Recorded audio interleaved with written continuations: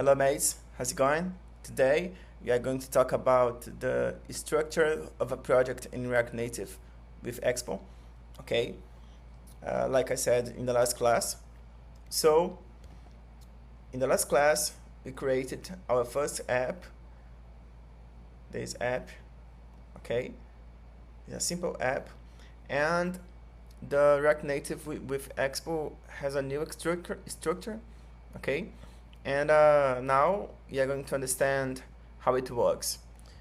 So let's go to the documentation, and here in the Expo documentation in home we have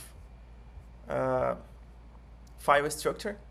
So below you can get familiar with the default project's file structure. Okay, so first of all we have the app folder that contain the app's navigation, which is file based.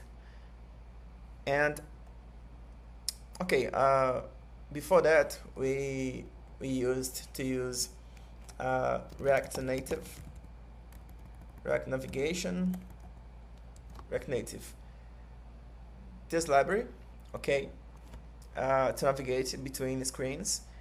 But now, or some time ago, I don't know, we have the file-based structure with Expo projects, and if you know Next.js framework is kind of similar, okay? The file structure of the app directory determines the app's navigation, okay? And the app has two routes defined by two files. If we open here, we have the folder tabs with underscore layout, explore, and index. Index is the main file, okay?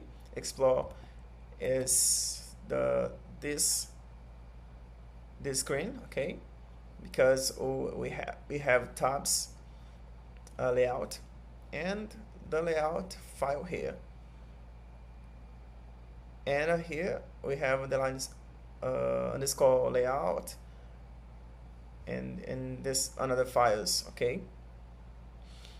So in this folder,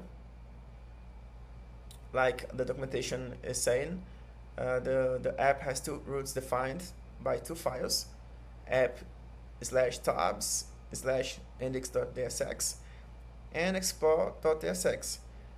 The layout file in tabs underscore layout sets up the tab navigator, okay? Okay, the next one, we have assets. You already know about assets, right? The components, and the name is all clear. Constants contain colors.ts contains colors.ts, which contains a list of color available throughout the app, okay? And if you need to create more constant values files, you can create here, okay? Okay, we have the default and hooks. You already know about hooks as well, right? Scripts. And finally we have app.json, babel.config.js, package.json, and tsconfig.json that contains the rules that TypeScript will use to enforce type safety throughout the project, okay?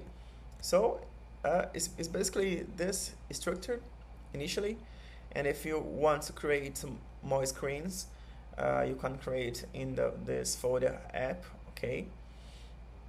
Because if we create a new folder, a new file, it automatically creates a new screen, a new route, okay? So guys, for this class, that's it. So see you in the next class.